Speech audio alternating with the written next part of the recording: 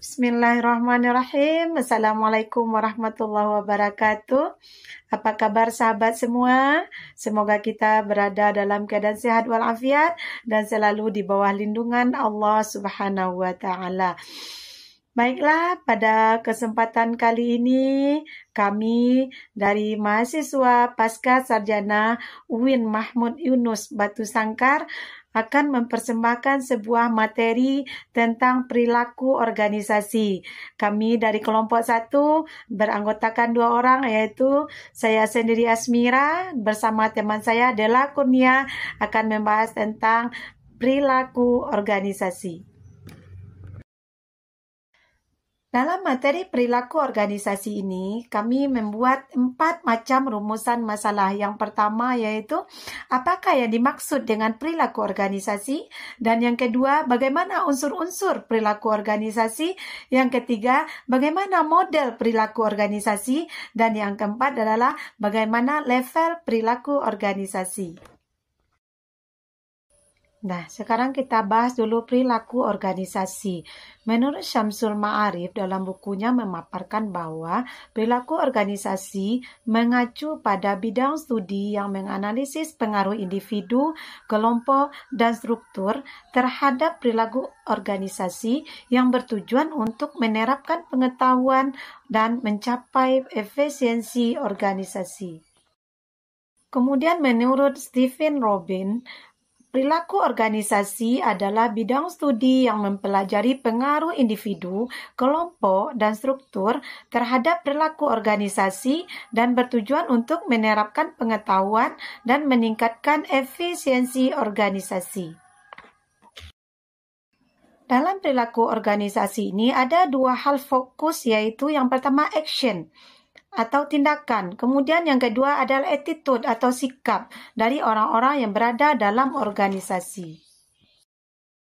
Dan batasan masalah yang kedua yaitu unsur-unsur perilaku organisasi. Di sini kami memperoleh 4 macam unsur-unsur perilaku organisasi. Yang pertama yaitu sisi psikologis dari aktivitas manusia itu sendiri sebagai hasil penelitian psikologi.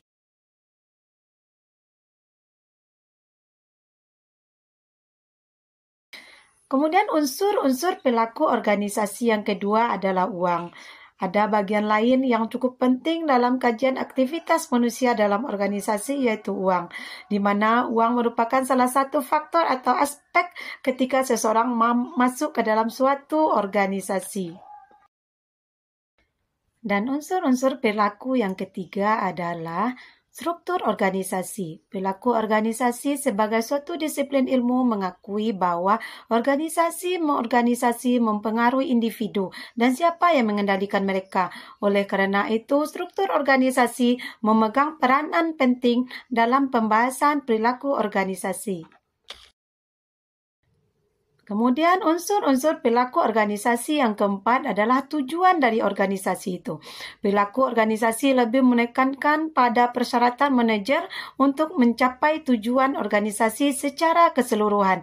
Dengan demikian, tujuan selalu untuk memastikan bahwa upaya setiap individu selaras dengan tujuan organisasi. Model perilaku organisasi. Model perilaku organisasi ini dibagi menjadi 5. Pertama, model autoratik. Kedua, model kustodial. Ketiga, model suportif. 4, model kolegial. Dan kelima, model sistem. Model autoratik. Model ini muncul selama revolusi industri antara tahun 1800-an sampai 1900-an. Pada model ini yang paling berpengaruh adalah kekuatan atau power seorang pemimpin. Manajer memiliki kekuatan untuk menentukan pekerjaan pegawai. Bila pegawai tidak menuruti perintah, akan dikenakan sanksi. Model kustodial. Perusahaan dengan pendekatan kustodial biasanya memiliki rendahnya pergantian atau keluar masuk pegawai. Akan tetapi, para karyawan tidak mengeluarkan kemampuan terbaiknya atau tidak termotivasi untuk mengembangkan kemampuan potensial mereka. Model kustodial merupakan fondasi yang baik bagi organisasi untuk lebih meningkat kepada pendekatan yang selanjutnya. Model suportif. Model suportif ini berawal dari penelitian yang dilakukan pada tahun 1920 sampai 1930-an. Model ini tergantung kepada kepemimpinan, bukan kekuasaan atau uang. Melalui kepemimpinan, para manajer menyediakan situasi kerja di mana para karyawan dapat berkembang. Model kolegial. Model ini dimulai sejak lebih kurang 50 tahun yang lalu. Kolegial berarti semua sumber daya manusia bekerja bersama-sama secara kooperatif.